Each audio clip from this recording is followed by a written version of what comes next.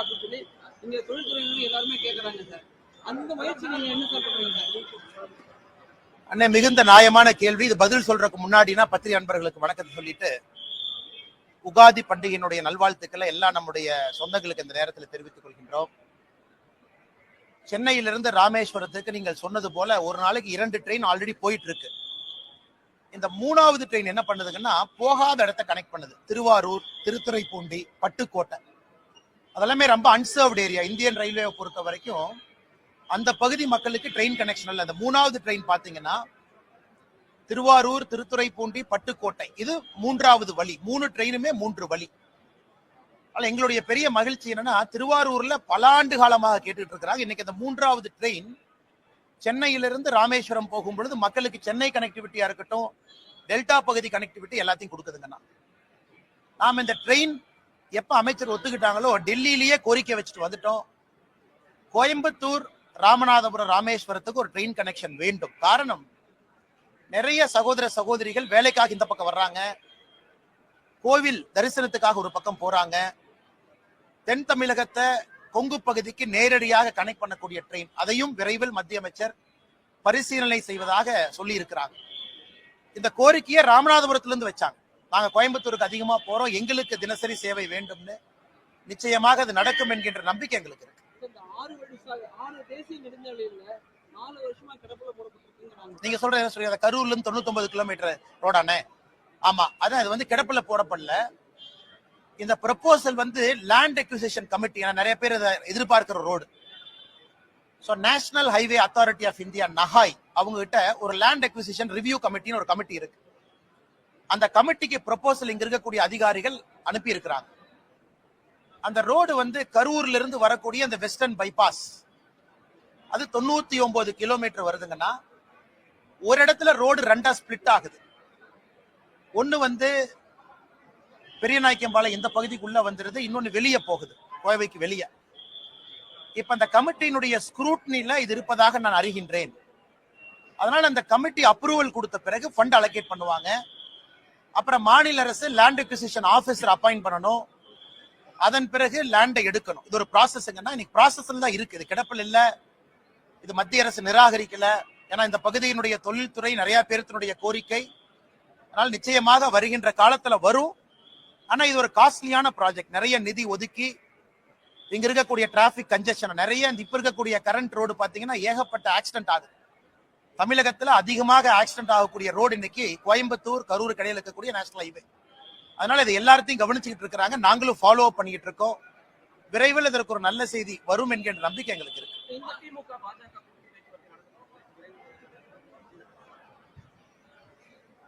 அதை பற்றி நான் எதுவும் பேச விரும்பலீங்கன்னா, காரணம் எங்களுடைய தலைவர்கள், தேசிய தலைவர் நட்டா அவர்களாக இருக்கட்டும், உள்துறை அமைச்சர் அமித்ஷா அவர்களாக இருக்கட்டும், நம்முடைய அமைப்பு பொதுச் செயலர் சந்தோஷ்ஜி அவர்களாக இருக்கட்டும், பாரதிய ஜனதா கட்சி தமிழ்நாடு தொண்டர்களுடைய கருத்தை ஒரு தலைவராக நான் பிரதிபலிச்சிருக்கிறேன். இன்னைக்கு தமிழ்நாடு அரசியல் களம் எப்படி இருக்கு, அரசியல் களம் எப்படி மாறி இருக்கு. ஒரு இந்தியா டுடே அப்ரூவல் ரேட்டிங், அந்த சி ஓட்டர் சர்வே ஏதோ ஒன்று போட்டாங்க. அந்த சி ஓட்டர்ல ஒரு மாநிலத்தினுடைய முதலமைச்சருடைய அப்ரூவல் ரேட்டிங் வெறும் 27% இருக்கு. வெறும் 27%. இந்தியால ஒரு மாநிலத்தினுடைய எவ்வளவு மோசமான முதலமைச்சரா இருந்தாலும் ஒரு 40-43% இருப்பாங்க. நல்ல முதலமைச்சரா இருந்தா 65% போவாங்க. ஒரு மாநிலத்தினுடைய முதலமைச்சருடைய அப்ரூவல் ரேட்டிங் 27%. அதாவது 4ல் ஒருத்தர், 4ல் 3 பேர் வேண்டாங்கிறாங்க, 4ல் ஒருத்தர் தான் வேணுங்கிறாங்க. அது எங்களுடைய கள ஆய்வும் கூட அதே தான் சொல்லுது. அதே நேரத்தில் தமிழகத்துல பிரதான கட்சிகள் எப்படி இருக்கிறாங்க, பாரதிய ஜனதா கட்சி, தேசிய ஜனநாயக கூட்டணி, நம்மோடு இருக்கக்கூடிய அண்ணன் டிடிவி தினகரன் அவர்களாக இருக்கட்டும், அண்ணன் ஓபிஎஸ் அவர்களாக இருக்கட்டும், தென் தமிழகத்தினுடைய சூழ்நிலை எப்படி? தமிழகத்தை பொறுத்த வரைக்கும் எல்லா ஜோனும் ஒரே மாதிரி மக்கள் ஓட்டு போட மாட்டாங்க. தென் தமிழகம் வேறு, வாக்கு செலுத்துவதிலே கொங்கு பகுதி வேறு, மத்திய மண்டலம் வேறு, டெல்டா பகுதி வேறு, சென்னை சுத்தி இருக்கக்கூடிய 36 தொகுதிகள் வேணும். ஏன்னா நீங்க தென் தமிழக எடுத்தீங்கன்னா மதுரை கீழே 60 தொகுதிங்கன்னா 60 தொகுதியினுடைய பெர்ஃபார்மன்ஸ் வேற மாதிரி இருக்கு. கொங்கு பகுதி இணைச்சுக்கிட்டீங்கன்னா 54 தொகுதி, 60-54 பாத்தீங்கன்னா 114. சென்னையினுடைய 36 அதையும் சேர்த்துனீங்கன்னா 150. இந்த மூன்றினுடைய தன்மை என்ன? மிச்சம் இருக்கக்கூடிய 84 தொகுதிகள் வட தமிழகமா இருக்கட்டும், மத்திய மண்டலமா இருக்கட்டும். அதனால இது எல்லாத்தையும் யோசிக்கணுங்கண்ணா. ஒரு கட்சி தமிழ்நாட்டுல ஜெயிக்கணும்னா 5 மண்டலத்துல 3 மண்டலத்தை அந்த கட்சி ஜெயிக்கணும். ஒரு கூட்டணியோ கட்சியோ தமிழகத்துல ஆட்சி களத்துக்கு வர்றாங்கன்னா இந்த 5 மண்டலத்துல 3 மண்டலத்தை ஜெயிக்காம யாரும் ஆட்சிக்கு வரவே முடியாது. தென் தமிழகத்தை ஜெயிச்சு, கொங்கையும் ஜெயிச்சு, சென்னை உட்பட வேற எல்லா பகுதியிலையும் 3 குறைந்தபட்சம் ஜெயிக்கணும். ஸ்வீப் வரணும். 180 190 சீட் நீங்க அடிக்கணும். 234க்குன்னா 4 ஜெயிக்கணும். எனக்கு தமிழகத்துல பத்திரிகை நண்பர்கள் நீங்களா இருக்கிறீங்க. அந்த சூழ்நிலை எப்படி இருக்குன்னு உங்களுக்கும் தெரியும், எனக்கும் தெரியும். அதனால என்னுடைய வேலை இந்த கட்சியினுடைய தலைவனாக, தொண்டனாக, இது எல்லாத்தையும் மைக்ரோ லெவல் அனாலிசிஸ். நான் எப்பவுமே மேம்போக்கா பேச முடியாது. நான் பத்திரிகையில பேசுறது வேணுங்கண்ணா. எங்களுடைய தலைவர்களுக்கு நான் ஒரு பிரீஃபிங் கொடுக்குறேன் அப்படின்னா மைக்ரோவா போகும். 234 தொகுதி தன்மை எப்படி, ஜாதிகளுடைய திங்கிங் எப்படி இருக்காங்க, ஜாதிகள் வேண்டாம் என்று நினைக்கின்றோம். ஆனா ஓட்டிங் பேட்டர்ன்ல இன்னைக்கு ஜாதிகள் ஒரு முக்கிய பங்கு வகிக்கிறாங்க. அவங்க எப்படி யோசிக்கிறாங்க, தலைவர்கள் எப்படி பாக்குறாங்க, தமிழ்நாட்டினுடைய பொருளாதார சூழ்நிலை மக்கள் ஓட்டு செலுத்துவதில் மாற்றத்தை ஏற்படுத்துதா? குறிப்பா தென் தமிழகத்தை எடுத்துங்க. தண்ணி இல்ல, பெரிய பிரச்சனை. விவசாயம் நலிவடைந்திருக்கு. தொழில்துறை வளர்ச்சியில் அவங்க எப்படி பாக்குறாங்க? அதனால நான் என்ன பேசுனேன் அப்படிங்கறத நான் பத்திரிகை நண்பர்கள்ட்ட சொன்னா அது தவறா போயிருங்கன்னா, ரொம்ப டீடைல்டாக, ஆழமாக, ஆதாரத்தின் அடிப்படையில எப்படி தமிழ்நாடு இருக்கின்றது, எப்படி செல்ல வேண்டும், மக்களுடைய நலன் எப்படி இருக்கணுங்கிறத நாங்க பேசியிருக்கோம். அதனால் கூட்டணியை பற்றி எந்த வார்த்தையும் நான் பேச விரும்பல. அது நம்முடைய உள்துறை அமைச்சர் அமித்ஷா அவர்கள் நேற்று முன்தினம் டைம்ஸ் நவ் சம்மிட் டெல்லியில பேசியிருந்தாங்க. நீங்க அதை பார்த்தீங்க. அதனால அவருடைய கருத்தை, இந்த விஷயத்தை பொறுத்தவரை இறுதி கருத்தாக நீங்க எடுத்துக்கங்க. என்னை பொறுத்தவரை தமிழகம் நன்றாக இருக்கணும், மக்கள் நல்லா இருக்கணும். அதே நேரத்துல பாரதிய ஜனதா கட்சியினுடைய வளர்ச்சி தங்குதடை என்று இருக்கணும் அப்படிங்கிறது நான் ரொம்ப தெள்ள தெளிவா இருக்கேன். எனக்கு எந்த ஒரு தலைவரின் மீதோ எந்த ஒரு கட்சியின் மீதோ கோபம் கிடையாது. யாருக்கும் எதிரானவன் கிடையாது. பாரதிய ஜனதா கட்சியினுடைய வளர்ச்சி எனக்கு முதன்மை, தமிழகத்தினுடைய நலன் அதை விட முதன்மை. அதனால பொறுத்திருந்து பாருங்க. நான் ஏற்கனவே என்னுடைய ஸ்டாண்டை பொறுத்த வரைக்கும் எப்பொழுதுமே நான் ஓப்பனா தான் இருந்திருக்கேன். அதுல எந்த மாற்று கருத்தும் இல்லை. நான் டெல்லியில பேசும்பொழுது தொண்டனாக பணியாற்றவும் தயார் என்கின்ற வார்த்தையும் பயன்படுத்திருக்கேன். அதனுடைய பொருளையும் நீங்க நல்லா உணர்ந்துக்குங்க. அதனால அண்ணாமலை அரசியலுக்கு வந்திருப்பது பவருக்காக கிடையாது. அண்ணாமலை அரசியலுக்கு வந்திருப்பது தமிழகத்திலே ஒரு மாற்றத்தை ஏற்படுத்த வேண்டும் என்பதற்காகத்தான். நான் ஆகஸ்ட் 25, 2020 பாரதிய ஜனதா கட்சி டெல்லியில இணைஞ்சேன். அன்றிலிருந்து என்று வரை என்னுடைய எண்ணத்துல ஒரு சிறு பிசிறு கூட கிடையாது. எதற்காக அரசியலுக்கு வந்தேன் என்பதை 5 ஆண்டு கழித்தும் கூட இன்னைக்கும் அதே உணர்வோடு உங்களோடு நின்று கொண்டிருக்கின்றேன். அதனால் கூட்டணி பற்றி விரைவில் நீங்க பாப்பீங்க. தமிழ்நாடு பாரதிய ஜனதா கட்சியினுடைய தலைவர் எப்படி இருக்கணும் அதையும் விரைவில் பார்ப்பீங்க. என்னுடைய கடமை ஒரு கட்சி முடிவெடுக்கும் பொழுது அக்யூரேட் ஃபீட்பேக், நடுநிலைமையாக, என்னை சார்ந்தோ இன்னொருவரை சார்ந்தோ இல்லாம பெர்ஃபெக்ட் அக்யூரேட் ஃபீட்பேக் கொடுத்தா கட்சியினுடைய தலைவர்கள் சரியான முடிவெடுப்பாங்க. அதான் என்னுடைய நோக்கம். அதை டெல்லியிலே நான் செய்துவிட்டு வந்திருப்பதாக நான் எனக்கு நானே சொல்லிக் கொள்கின்றேன். அதுக்கப்புறம் தலைவர்கள் எல்லா சூழ்நிலையும் பார்த்து முடிவெடுப்பாங்க.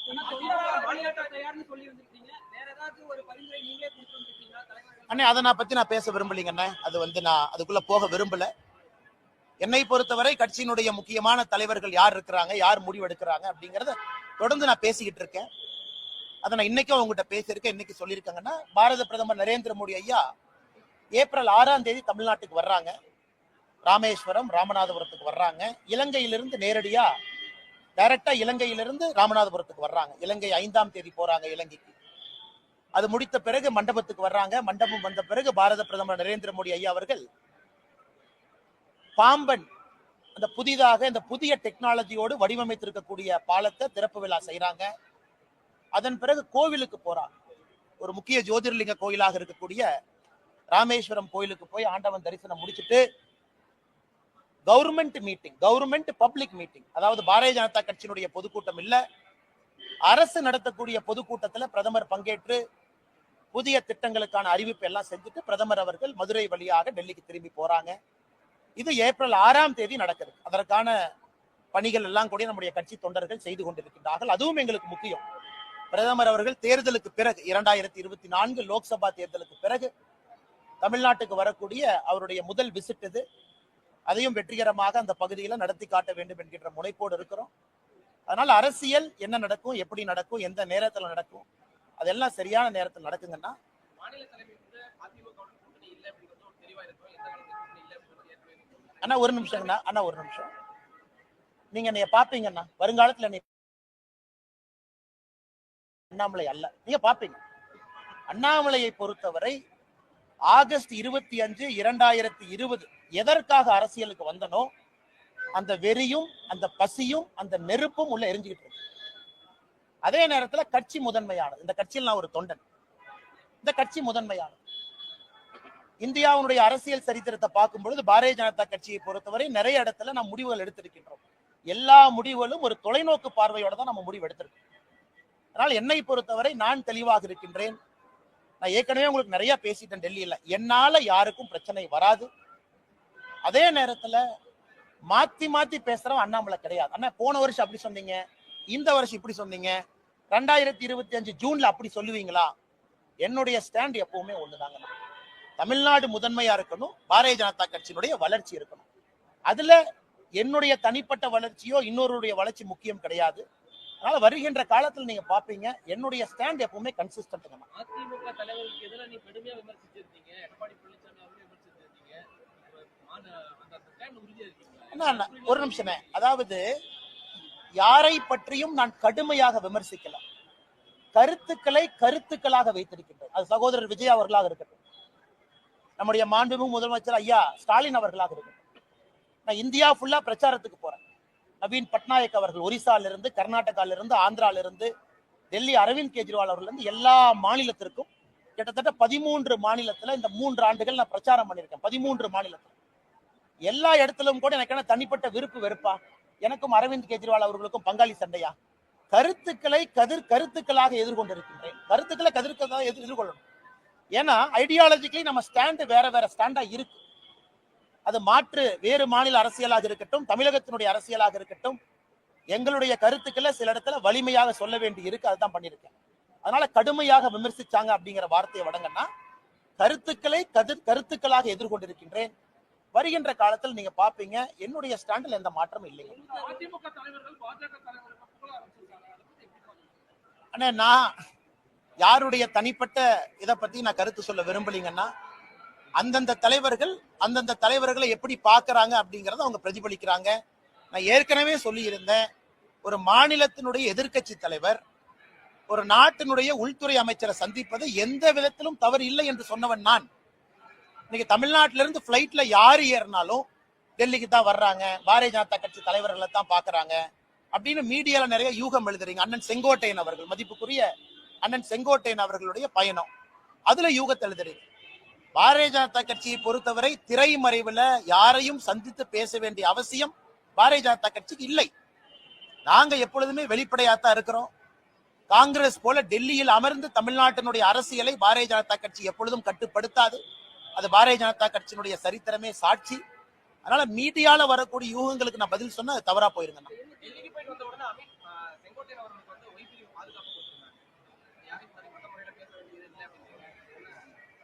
விஜய் அவர்களுக்கு பாதுகாப்பு இருக்கு. இன்னைக்கு விஜய் அவர்களுக்கு பாதுகாப்பு கொடுத்த காரணத்திற்காக இல்ல, அப்ப பாஜகவும் அதாவது மத்திய ஆளுகின்ற ஆட்சியும் விஜய் அவர்களுக்கும் ஒரு தனிப்பட்ட உடன்படிக்கை இருக்கா? இல்லை. அவர் பாரதிய ஜனதா கட்சியின் மீது ஆக்ரோஷமான கருத்துக்களை வைக்கிறாரு, பதிலுக்கு நாங்க வைக்கிறோம். அதனால இந்த செக்யூரிட்டிக்குள்ள நான் போக விரும்பலைங்க. நான் எல்லாருக்குமே தமிழ்நாட்டினுடைய சரித்திரத்தை பாருங்க, நமக்கு நேர் எதிர்கட்சிகளாக இருந்தவங்களுக்கு முதல்ல NSGL இருந்துச்சு, நேஷனல் செக்யூரிட்டி கார்டு. இப்ப அது CRPF மாறிடுச்சுங்க. நம்மை பொறுத்தவரை மாநில அரசு ஒருத்தருக்கு செக்யூரிட்டி கொடுக்க தவறும் பொழுது மத்திய அரசு ஸ்டெப் இன் பண்றாங்க. அப்படித்தான் நான் பாக்குறேங்க. மாநில அரசனுடைய ஸ்டேட் செக்யூரிட்டி கேட்டகரைசேஷன் கமிட்டின்னு ஒன்று இருக்கு. ADG இன்ட் லா அண்ட் ஆர்டர்லாம் அதுல இருக்காங்க. அவர்கள் முறையாக கொடுக்கும் பொழுது அதுல எங்கேயுமே விருப்பு வெறுப்பு இருக்கக்கூடாதுன்னு நினைக்கிறோம். அதனால மத்திய அரசு யாராச்சும் ஒருத்தர் கொடுக்குறாங்க, அதுல ஒரு அரசியல் காரணம் அப்படின்னு யாராச்சும் கற்பிக்க நினைத்தால் அதை நான் இந்த நேரத்துல மறுக்கிறேன்.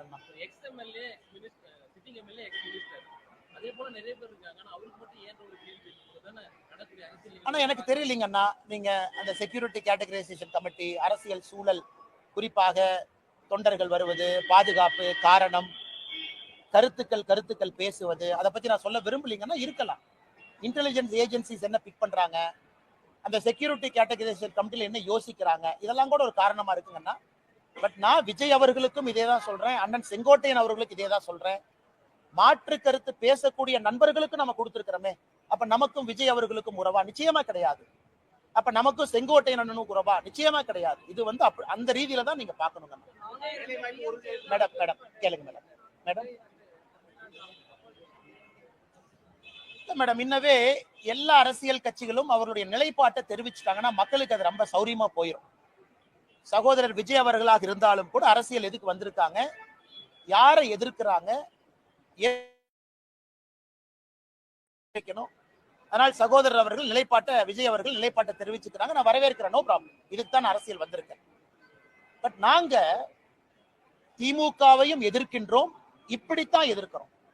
அதாவது திமுகவை எதிர்க்கும் பொழுது பாரதிய ஜனதா கட்சியினுடைய கொள்கையும் திமுக கொள்கையும் 1008 வித்தியாசம் இருக்கு. திமுக 2 மொழி, நாங்க 3 மொழி பேசுறோம். திமுக நீட்டு வேண்டாம், நாங்க நீட்டு வேண்டும்னு சொல்றோம். திமுக வக்ஃப் போர்டுக்கு எதிரி, நாங்க வக்ஃப் போர்டு வேணும்னு சொல்றோம். இது எதிர்ப்பு, இது எதிர்ப்பு. அதாவது கொள்கை ரீதியான எதிர்ப்பு. அதனால இன்னைக்கு மக்கள் அரசியல் கட்சிகளை பார்ப்பாங்க. வெறுமனே எதிர்க்கிறீங்களா, பேச்சுக்காக எதிர்க்கிறீங்களா, இல்ல எதிர்க்கிறீங்கன்னா உங்களுடைய கொள்கை அடிப்படையிலே மாறுபட்ட கொள்கையா, இது மக்கள் பார்ப்பாங்க. இன்னைக்கு பாரதிய ஜனதா கட்சியினுடைய எதிர்ப்பு என்பது அடிப்படையிலே மாறுபட்ட கொள்கையோடு திராவிட முன்னேற்ற கழகத்தை நாம் எதிர்த்து கொண்டிருக்கின்றோம்.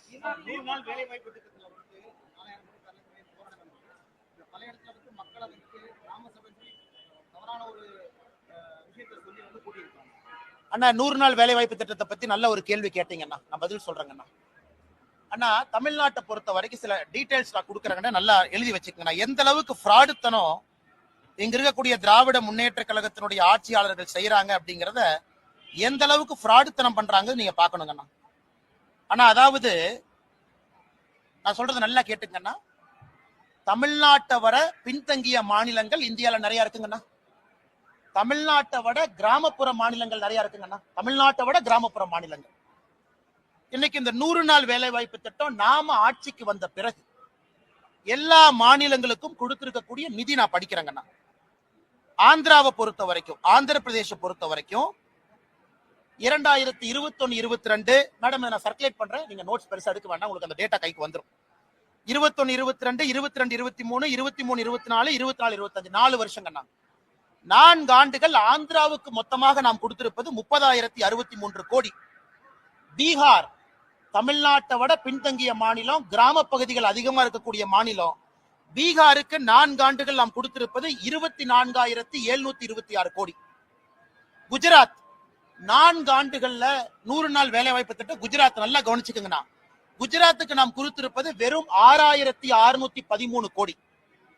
கர்நாடகா பிஜேபி அரசு இடையில் இருந்தாங்க, 4 ஆண்டுகளுக்கு நாம் கொடுத்திருப்பது 23,226 கோடி.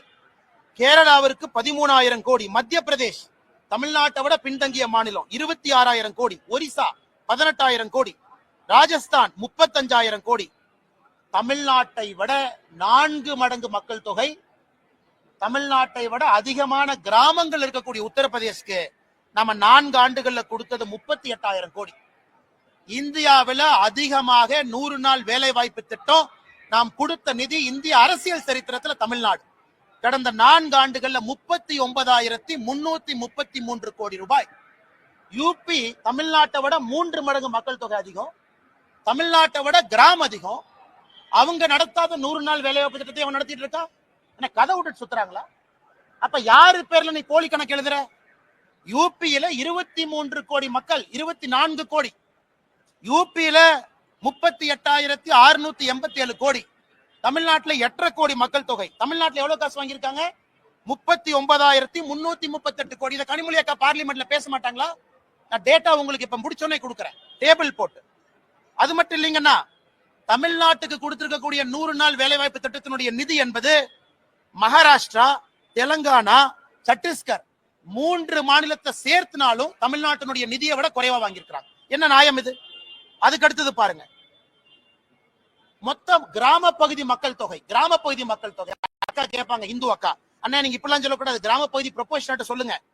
ஆந்திரால கிராம பகுதி மக்கள் தொகை பீகார்ல 9%, மத்திய பிரதேஷ்ல 5%, உத்தரப்பிரதேஷ்ல 15%, தமிழ்நாட்டுல 3.7 கோடி, 8.5 கோடியில 3.7 கோடி. உத்தரப்பிரதேசல 23 கோடியில 15 கோடி கிராமப்புறம். 23 கோடி மக்கள் தொகையில 15 கோடி கிராமப்புறம், அவன் 38,000 கோடி. 8.5 கோடி மக்கள் தொகையில 3.7 கோடி கிராம மக்கள், ஆனா நான் 39. அப்ப இடையில எவனோ பணத்தை சாப்பிடுறான். Clear, data clear. அப்ப இடையில எவன் பணத்தை சாப்பிடுறான்னு இப்ப தொலைட்டு இருக்கோம். இடையில பணத்தை சாப்பிடறோம்னு தூக்கணும். இந்த போலி கணக்கு, வராதவங்க பேர்ல கணக்கு, திமுக கூட்டத்துக்கு குரூப் குரூப்பா கூட்டிட்டு போய் கணக்கு, அதெல்லாம் 100 நாள் வேலை வாய்ப்பு திட்டம், பஸ்ல கூட்டிட்டு போறது, அதெல்லாம் மாட்டி டாஸ்மாக் ஊழலை விட மிகப்பெரிய ஊழலாக தமிழ்நாட்டுல 100 நாள் வேலை வாய்ப்பு திட்டம் மிகப்பெரிய ஊழலா இருக்கும். ஆனா இதுல திமுகவுடைய பஞ்சாயத்து பிரசிடென்ட் ஜெயிலுக்கு போவான். அவங்க எல்லாம் கட்டி வைக்கணும்னா திகார் மாதிரி 4 ஜெயில் கட்டணும். கோயம்புத்தூர் பஞ்சாயத்து பிரசிடென்ட்ல இதுல ஏறு, இந்த ராமநாதபுரத்துக்காரன்லாம் இதுல போ, இந்த பக்கம் எல்லாம் இங்க போ, சென்னைக்காரன்லாம் இங்க வந்துரு. திமுகவுடைய பஞ்சாயத்து டாஸ்மாக் ஊழலை விட பல மடங்கு இந்த கணக்கு இருக்கும். இந்த டேட்டாவை உங்களுக்கு நான் சமர்ப்பிக்கிறேன், பத்திரிகை நண்பர் பாருங்க. அடுத்தது மேடம் நீங்க சொல்லுங்க, இன்னைக்கு 100 நாள் வேலை வாய்ப்பு திட்டத்துல நம்ம எல்லாருக்குமே புரிதல் இருக்கு. சம்பளம் ஒரு பர்சன்டேஜ், சம்பளம் 1% வேலைக்கான மெட்டீரியல், இது ரெண்டுமே மத்திய அரசு கொடுக்குறாங்க. உதாரணத்துக்கு நான் ஒரு டேங்க் கட்டுறேன் அல்லது ஒரு குலை வெட்டுறேன், 100 ரூபாய் செலவுனா இன்னைக்கு 60-40 இருக்கும். அந்த டேங்க் வெட்டும் பொழுது சம்பளம் எவ்வளவு சதவீதம் கொடுக்கிறோம், டேங்க் வெட்டுறதுக்கான உபகரணங்கள். தமிழ்நாட்டுல இன்னைக்கு நிலுவையில் இருக்கக்கூடிய சம்பளம் 87%. மொத்த காஸ்ட்ல 87% சம்பளம் பாக்கினா அது 60-40 தான் இருக்கணும். அப்ப 87% சம்பளம் பாக்கினா நீ போலி கணக்கு எழுதுற. நீ போலி கணக்கு எழுதுறதுனால வேஜ் பில் அதிகமாகுது, மெட்டீரியல் பில் அதிகமாகல. இதையெல்லாம் நான் மத்திய அரசுக்கு கடிதமாக ஆதாரபூர்வமாக ஈரோட்ல ஒரு பஞ்சாயத்து எடுத்து, ஒரு பஞ்சாயத்துல மட்டுமே நடக்கக்கூடிய தவறுகளை நான் கடிதம் எழுதிட்டேன். இந்த கேள்வி நீங்க கேட்ட பிறகு ரிலீஸ் பண்ணுங்கிறதுக்காக வெயிட் பண்ணோம். இப்ப ட்விட்டர் பக்கத்துல 1 மணி நேரத்துல இந்த டேட்டாவை போட்டுரும். அதனால் எங்களை பொறுத்தவரை மத்திய அரசு ஒரு சிறப்பு அதிகாரிகள் குழுவை போட்டு தமிழ்நாட்டுல 39,000 கோடி ரூபாயும் ஆடிட் பண்ணி, இந்த பெருச்சாளிகள் எவன்லாம் பணம் திருண்டானோ 4 சிறைச்சாலைய மத்திய அரசினுடைய பணத்துல கட்டி, அந்த 4 சிறைச்சாலையை நப்பிட்டு தான் அடுத்த பைசா கொடுக்கணும். நான் சொல்றது கரெக்ட் தானே? இந்த டேட்டாவை பார்த்துட்டு மேடம் என்கிட்ட, அண்ணா நீங்க கொடுத்த டேட்டா தப்பு, 15 கோடி கிராம மக்கள் தொகை, 23 கோடி யூபி, அவன் 38,000 கோடி, 8.5 கோடி மக்கள் தொகையில 3.5 கோடி கிராமப்புறம், நாம 39,000 கோடி. இந்த மாதிரி அல்வா எங்கேயும் இந்தியால பாத்திருக்கீங்களா? இத நாங்க பேசக்கூடாதாமா. இதுல அடுத்த கட்ட அல்வா பாருங்க. இதுல கிராம சபையை கூட்டுறாங்க, எல்லாம் கிராம சபைக்கு ஒடியாங்க. சரி, மக்கள் ஏதாவது ஸ்கீம் அனௌன்ஸ் பண்ணுவாங்க போனா மோடிக்கு எதிராக கொடி பிடிங்கிறான். அதுலதான் கிராம சபையில மக்கள் கொந்தளிச்சு எழுந்து, ஏயா 39,000 கோடி அந்த மனுஷன் பணம் கொடுத்திருக்கான், நீ பொய்க்கணக்கு எழுதி அந்த மனுஷன் தெரிஞ்சும் பணம் கொடுத்திருக்கான் மக்களுக்கு போட்டுன்னு, அந்த மனுஷனுக்கு எதிராக நீ கொடி பிடிக்க வைக்கிறேன்னு கிராம சபை கூட்டத்துல திட்டினதுக்கு அப்புறம் துண்டகணம் துடிக்கணும் அமைச்சர் எல்லாம் ஓடி இருக்கிறாங்க. அண்ணன் KKSSR ராமச்சந்திரனை பார்த்தேன். அதனால் பத்திரிகை நண்பர்கள்ட்ட அன்பான வேண்டுகோள், இந்த 100 நாள் வேலைவாய்ப்பு திட்டத்தினுடைய ஊழலை பெரிய அளவுல நீங்கள் எடுத்து பேச வேண்டும் என்று தாழ்மையோடு நான் கேட்டுக்கிறேன். ஏன்னா இது ஏழை மக்களுக்கு போற காசு. இதை ஏன் சீரியஸா நான் பேசுறேன், நான் அரசியல் பேசினா கூட இது ஏழை மக்களுக்கு போற காசு. இதை எவனா இடையில பொய்க்கணக்கு எழுதி திருடுறான், அதை விடக்கூடாது. என் ட்விட்டர் பக்கத்துல 1 மணி நேரத்துல அந்த கணக்கை நான் போடுறேன், நீங்க பார்த்துட்டு அதன் பிறகு நீங்க சமாதானமாகி டிவியில் நீங்க பேசுங்க. தலைவா, ஆமா ICT அது வர்றங்கண்ணே. அதுல கொஞ்சம் அன்பில் மகேஷனுடைய ஒரு பினாமி கம்பெனி அதுல இருக்குங்கண்ணே, ஒரு அண்ணா நகர் கம்பெனி ஒண்ணு, அதையும் நான் எடுத்திருக்கேங்கண்ணே. இவங்க தான் இந்த CBI ப்ராசிக்யூஷன் சாங்ஷன் எல்லாம் புடிங்கி வச்சிருக்காங்க. உதாரணத்துக்கு சவுக் சங்கர் மேட்டர், அதெல்லாம் கனெக்டட் தான். சவுக் சங்கர் மேட்டர்ல மத்திய அரசனுடைய பணம், நமஸ்தே அப்படிங்கிற ஒரு திட்டம் நம்மளுக்கு, நமஸ்தே திட்டம். யாரெல்லாம் பணியாளர்கள் இருக்கிறாங்க, தூய்மை பணியாளர், அவங்கள ஓனர் ஆக்கக்கூடிய திட்டம். நல்லா புரிஞ்சுக்கணும், தூய்மை பணியாளர்களை ஓனர். ஐயா நீங்க எதுக்கு வேலை பாக்குறீங்க, நான் உங்களுக்கு லோன் கொடுக்குறேன், நீங்க வண்டி வாங்குங்க. நீங்க செப்டிக் டேங்க் கிளீன் பண்ணுமா, மிஷின் வாங்குங்க, நீங்க அதை கிளீன் பண்ணுங்க அப்படிங்கறத நமஸ்தே திட்டம். தமிழ்நாட்டுல அம்பேத்கர் ஐயா பேர்ல அந்த திட்டத்தை பேரை மாத்தி மத்திய அரசுடைய பணம் வருது. 2 cooperative bank, Kanchipuram, Chennai central cooperative bank, 2 பேங்க்ல எப்படி போலித்தனமாக அக்கவுண்ட் ஆரம்பிச்சு எப்படி போலித்தனமா அந்த பணத்தை ஸ்விண்டில் பண்ணிருக்கான்னு காட்டுறேன். ஆனா இதுக்கும் என்னால சிபிஐ போக முடியல. ஏன்? மத்திய அரசு பணமா இருந்தாலும் காங்கிரசினுடைய தலைவர் செல்வ பெருந்தகை ஊழல் பண்ற ஆதாரம் கையில் அப்படியே இருக்கு, லட்டு மாதிரி இருக்கு. ஆனாலும் சிபிஐ உள்ள வர முடியல. காரணம், ப்ராசிக்யூஷன் சாங்ஷன் வித்ட்ரா பண்ணிருக்கிறாங்க. அதனால் போராட்டம் போறோம், எடுக்க போறோம், எத்தனை நாள் தப்பிச்சு போயிருவாங்க பார்க்கலாம். இவ்வளவு ஊழல்கள் நடக்குது. இந்த அதனாலதான் முதலமைச்சருக்கு 27% அதிகம், 2.7 இருந்திருக்கணும். அது ஏதோ டாட் சென்டர்ல மிஸ் ஆகி அது 27 வந்துருச்சு. வேற நான் ஒரு சின்ன மனிதன். நாங்கெல்லாம் வளர்ந்தோம். அண்ணே நீங்க என்ன சொன்னீங்க?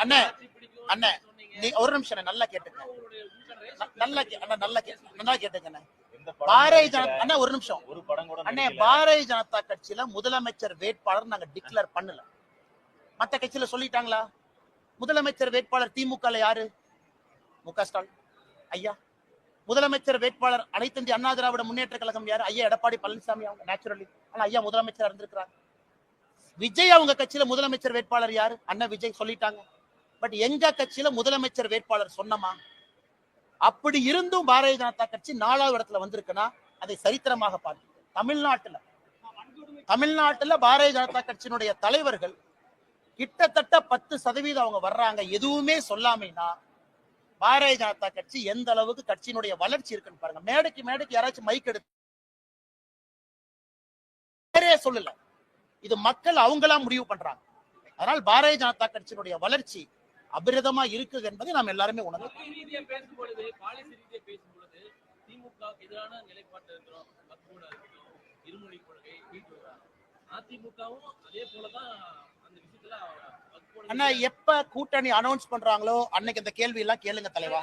நான் இன்னைக்கு ஊழலை பத்தி பேசிட்டேன், எங்க நிலைப்பாட்டை பத்தி பேசிட்டேன், தமிழ்நாட்டுல பாரதிய ஜனதா கட்சியினுடைய வளர்ச்சியை பத்தி பேசிட்டேன். என்னைக்கு அனௌன்ஸ்மெண்ட் நடக்கும் பொழுது தலைவர்கள்லாம் இருப்பாங்க, நீங்க கண்டிப்பா கேளுங்க தலைவா. நான் வேண்டாம் நான் சொல்றேன், அண்ணாமலையினுடைய ஸ்டாண்டு நான் பேசினது 3 வருஷமா, கேள்வி கேளுங்க நான் பதில் சொல்றேன். நான் எப்போ கன்சிஸ்டன்டா இருந்திருக்கேன். நீங்க தான் கொஞ்ச நாளைக்கு முன்னாடி சொன்னீங்க அதிமுகவை பத்தியும் கடுமையா விமர்சனம் பண்ணீங்களே. கருத்துக்களால தொடர்ந்து பேசியிருக்கேன் தலைவா. நான் இன்னைக்கு தலைவரா உங்க முன்னாடி நின்று பேசிட்டு இருக்கேன். நான் பதில் சொல்றேன். ஃபியூச்சர்ல யார் இந்த மைக்கு முன்னாடி நின்னாலும் கேள்வி கேட்பது உங்கள் உரிமை, பதில் சொல்வது எங்கள் கடமை. நீங்க கண்டிப்பா கேட்கணும், பதில் சொல்லுவாங்க. வேறங்க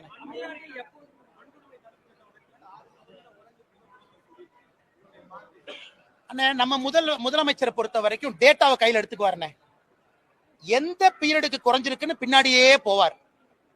சட்டசபையில சட்டம் ஒழுங்கு 2011-12 பாத்தீங்கன்னா சட்டம் ஒழுங்கு குறைஞ்சிருக்குங்கிறார். சரி, நான் கேட்கிறேன், முதலமைச்சர் அவர்களே சட்டம் ஒழுங்குல வெள்ளை அறிக்கை ஏன் கொடுக்கல? நான் தொடர்ந்து சொல்வது 2022ஆம் ஆண்டு, அதுக்கப்புறம் என்சிஆர்பி டேட்டா என்ன வரலீங்கண்ணே. நானும் பிரஷர் போட்டுட்டு இருக்கேன், தயவு செஞ்சு என்சிஆர்பி டேட்டாவை கொடுங்க. 2022ஆம் ஆண்டு என்சிஆர்பி டேட்டாவை பாத்தீங்கன்னா பெண்கள் குழந்தைகளுக்கு எதிரான குற்றம் தமிழ்நாட்டுல ஒரே ஆண்டுல 8.9% உயர்வு. அதுக்கப்புறம் அபிஷியல் டேட்டாவே இல்ல. ஆனா முதலமைச்சர் எந்த டேட்டாவை பார்த்து பேசிட்டு இருக்காருன்னா, எந்த டேட்டாவை பார்த்து ஒரு எம்பி, காங்கிரஸ் எம்பி பார்லிமெண்ட்ல கேட்கறாங்க, என்னையா டேட்டாவே சொல்லினு. அமைச்சர் சொல்றாங்க, அண்ணே டேட்டா நான் சொல்ல முடியாது, மாநில அரசு டேட்டா கொடுத்தா தான் நான் கொடுக்க முடியும். மாநில அரசு டேட்டா கொடுக்க மாட்டாங்க, கொடுத்தா தானே என்சிஆர்பில வரும். இவங்களுடைய ஆட்சி வந்த பிறகு குற்றங்கள் அதிகமாயிருக்கு. இது பாராளுமன்றத்துல அஸ்வினி வைஷ்ணவ் அவங்க பதில் சொல்லியிருக்காங்க. மேடம், நீங்க தமிழ்நாட்டுல டேட்டா கொடுத்தா பப்ளிஷ் பண்றதா எங்க வேலை. தமிழ்நாட்டு அரசு கிட்ட போய் டேட்டா வலுக்கட்டாயமாக வாங்கக்கூடிய உரிமை எங்களுக்கு இல்ல. அதனால முதலமைச்சர் அவர்கள் எந்த காலகட்டத்தை பார்த்துட்டு இருக்காரு, எங்க பப்ளிக் டேட்டா எங்க? பத்திரிகை நண்பர்களுக்கு வெள்ளை அறிக்கை பப்ளிக் டேட்டா கொடுக்கணும். 2021, 22, 23, 24, 25 வேண்டாம், உங்க முன்னாடி கொடுக்கட்டும். உமன் அண்ட் சில்ட்ரன் எவ்வளவு, கேங் ரேப் எவ்வளவு, அட்ராசிட்டி அகைன்ஸ்ட் உமன் எவ்வளவு, SC ST prevention of atrocity act என்ன, எதுவுமே இல்லாம எப்படி நான் பதில் சொல்றது? எந்த பீரியட், எந்த காலகட்டம், எந்த ரேஷியோ?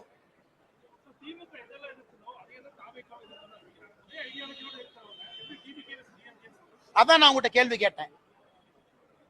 கேட்டேன். அண்ணன் சீமான் அவர்கள் நான் பாராட்டுறேன். ஏன்னா அவருடைய கொள்கை வேறு, அவர் எதிர்க்கிறாரு. பாரதிய ஜனதா கட்சியை நானே பாராட்டிக்கிறேன், எங்க கட்சியாக இருந்தாலும் நாங்க எல்லாம் சேர்ந்து பாராட்டிக்கிறோம். ஏன்னா எங்க கொள்கை வேறு, நாங்க எதிர்க்கிறோம். மிச்ச கட்சிகளா ஒரே கொள்கை தானே. நீங்க கேட்டீங்க அண்ணன் டிவிக்கு, அவங்கள ஒரே கொள்கை தானே. ஆனா புதுசா என்ன கொண்டு வர்றாங்கன்னு கேட்கறேன். அதனாலதான் நாங்க தைரியமா இருக்கிறோம். தேசிய ஜனநாயக கூட்டணி வரக்கூடிய தேர்தல்ல பெரிய அளவுல வெற்றி வாய்ப்பை கொண்டு வரும் என்கிற நம்பிக்கை எனக்கு இருக்கு. ஏன்னா முதலமைச்சருடைய அப்ரூவல் ரேட்டிங்கே 27% என்ன இந்தியாவில் எங்கேயாச்சும் அநியாயம் பார்த்திருக்கீங்களா? அந்த அநியாயம்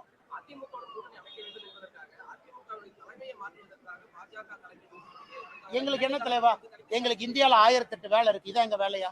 தமிழ்நாட்டுல 1008 வேலை இருக்கு, இதான் எங்க வேலையா? நீங்க பாருங்க அண்ணன், அண்ணன் இங்க பாருங்க, மரியாதைக்குரிய அண்ணன் எடப்பாடி பழனிசாமி அவர்கள் தமிழ்நாட்டினுடைய எதிர்க்கட்சி தலைவர்.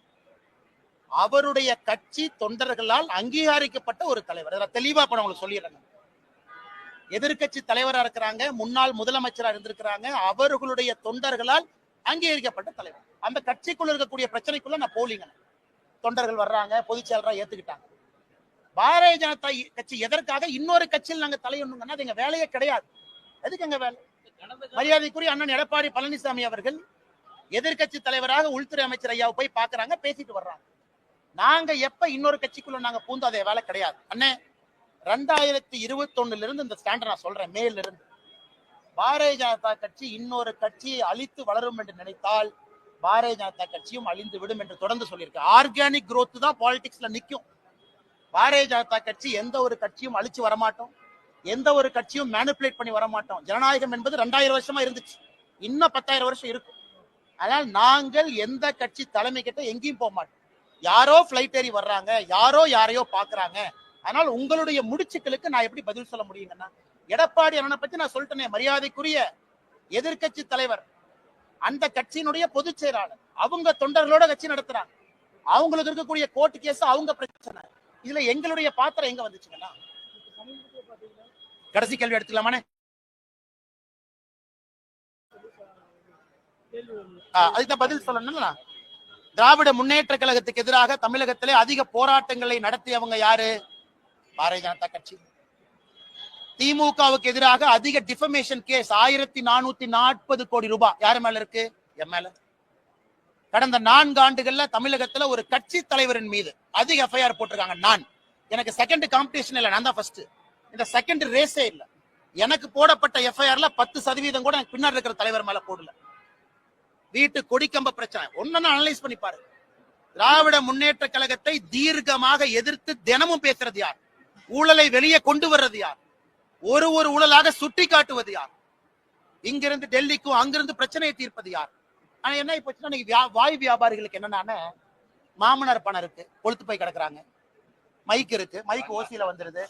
மாமனார் பணம் பின்னாடி இருக்கு, என்ன வேணாலும் பேசலாம். அது தமிழ்நாட்டு அரசியலுடைய சாபக்கேடு. அவங்க எங்க வேலை பார்த்தாங்க, சர்வீஸ் பண்ணாங்களா? 10 ஆண்டு காலம் மத்திய அரசுக்காக உயிரை துச்சமன மதிச்சு புல்லட்டை எழுத்து நின்னாங்களா? கிடையாது. சோசியல் சர்வீஸ்னா என்னன்னு மக்களுக்கு அடிப்படையில், என் காலேஜ் முடிச்சோன்னே ஒரு பிரைவேட் கம்பெனிக்கு வேலைக்கு போனா இதுவரை தனியார் நிறுவனத்துல 1 ரூபாய் நான் சம்பாதிச்சது கிடையாது. 1 ரூபாய். ஏன்? பிரைவேட் கன்சர்ன்ல எப்பவுமே போனது இல்ல. டே 1ல இருந்து அரசு வேலையில இருக்க. டே 1ல இருந்து எப்ப வந்து இங்க பிஎஃப்ஜில படிச்சுட்டு ஐஎம்ல முடிச்சனோ அப்ப இருந்து என்னுடைய சம்பளம் என்பது மக்களுடைய வரி பணம் தான் என் சம்பளம் 10 ஆண்டு காலம். அதன் பிறகு விட்டுட்டு அரசியல். இதுவரை தனியார் நிறுவனத்திலிருந்து 1 ரூபாய் நான் சம்பளமா வேலை செஞ்சு வாங்கல. அப்ப யார் சர்வீஸ் பண்றாங்க? என்னுடைய சொந்த கம்பெனி நடத்துறேன், அந்த கம்பெனியுடைய சேலரி நான் வாங்குறது இல்லை. ஏன்? சேலரி வாங்கினா கான்ஃபிளிக்ட் ஆஃப் இன்ட்ரெஸ்ட் வரும். நான் இன்னைக்கு பஞ்சாயத்து தலைவர் கூட கிடையாது, இதெல்லாம் நான் பேச மாட்டேன். தனிப்பட்ட பிரச்சனையா இருந்தாலும் நீங்க கேட்கிற கேள்விக்காக நான் பேசுறேன். சொந்த நிறுவனம் என்னுடைய பேர்ல இருக்கு, 40% நான் ஷேர் ஹோல்டர். அந்த நிறுவனத்தினுடைய மாச சம்பளத்தை நான் வாங்குறது இல்லையே. அதை ஒரு 4 பேர் பேசுவான், இல்ல இந்த கம்பெனி போய் இங்க கான்ட்ராக்ட் போட்டாங்க, இந்த போட்டாங்க, அங்க போட்டாங்க. அதுவும் பண்றது இல்லையே. ஒரு நேர்மையாக ஒரு அரசியல்வாதியாக வாழ வேண்டும் என்று கொண்டிருக்கின்றேன். அப்புறம் எப்படி என்னை பத்தி அப்படி கருத்து சொல்லானே? அண்ணா நான் யார் பேரையும் சொல்ல. கருத்து எப்படி சொல்லுவீங்க? கருத்து எப்படி சொல்லுவீங்க? திமுக கான்ட்ராக்ட் எடுத்தனா, திமுக ஹைவேஸ் டிபார்ட்மெண்ட்ல என் கம்பெனி வந்து ரோடு போட்டிருக்காங்களா? என் சொந்தக்காரங்க யாராச்சும் இதுல இருக்காங்களா? என்னுடைய சொந்த நிறுவனத்தினுடைய சேலரி நான் எடுக்காம இருக்கு. இதுவரை ஒரு நாள் கூட பிரைவேட் கம்பெனில வேலை பார்க்கல. 10 ஆண்டு காலம் மக்கள் வரி பணத்தை சம்பளமா வாங்கியிருக்கேன். என்னுடைய ஹிஸ்டரி உங்க முன்னாடி நின்று. இன்னும் 2 வாரம் கழித்து நான் எங்க இருப்பேன், தனிநபராக என்ன செஞ்சுட்டு இருக்குங்கிறது முக்கியம் கிடையாது. இன்னைக்கு வரைக்கும் நான் வாழ்ந்த வாழ்க்கையை பாடமா உங்க முன்னாடி வைக்கிறேன். ஏன்? அரசியல் சுத்தம் செய்ய வேண்டும் என்பதற்காக ஒரு வேலையை விட்டுட்டு வந்திருக்கேன். பேட்ச்ல என்னுடைய ரேங்க பாருங்க. ஐபிஎஸ் பேட்ச்ல நான் கடைசியெல்லாம் வரல, என் ரேங்க போய் பாருங்க. 2011 ஐபிஎஸ் பாஸ் அவுட்ல ரேங்க் என்ன? Rank number 2. அத்தனை பேருக்கு ரேங்க் நம்பர் 2ல நீங்க 150 பேர் இருக்கக்கூடிய ஐபிஎஸ் ஆஃபீஸர் இருந்தா இந்தியால எங்க போவீங்க? அது உங்களுக்கு தெரியும். எதற்காக 9 வருஷத்துல வித்துட்டு வந்தேன் அது எனக்கு தெரியும். நான் ஏதோ சராசரியாக அப்படியே தேய்ச்சிக்கிட்டு கல்யாணமா என் மாமனார் கொடுத்த காசுல வண்டி ஓட்டிக்கிட்டு அதுல 2 நிறுவனத்தை நடத்திக்கிட்டு லாட்டரி வித்துக்கிட்டுலாம் இல்லனே. சொந்தமாக உழைச்சு உங்க முன்னாடி நின்னு சுயம்பாக பேசிட்டு இருக்கேன். எந்த காட்ஃபாதரும் கிடையாது, 0 காட்ஃபாதர். அதனால மிக பெருமையா இருப்பேன். கொஞ்சம் வாய்ப்பேச்சு அதிகம், எனக்கு கொஞ்சம் குறும்பு அதிகம், கொஞ்சம் தன்மானமும் வைராகியமும் கொஞ்சம் அதிகம். அப்பப்ப பிரச்சனை மாட்டிக்கிறேன். அதுக்காக பிரச்சனை வந்தாலும் தன்மானத்தையும் வைராகியத்தையும் எப்ப விட மாட்டேன். எந்த பிரச்சனை வந்து தனி மனிதனாக விவசாயம் செஞ்சாலும் திரும்ப வந்துகிட்டே தான் இருக்கும். கட்சி முதன்மை தெளிவா சொல்லிட்டேன். நான் தொண்டனாக இருப்பதற்கும் தயார், தெளிவா சொல்லிட்டேன். நான் இங்க பவருக்காக வரல, தெளிவா சொல்லிட்டேன். அதே நேரத்துல என் ஸ்டாண்டும் மாறாது, அதையும் தெளிவா சொல்லிட்டேன். கட்சி முடிவெடுக்கும் பார்த்துட்டு இருக்கேன்.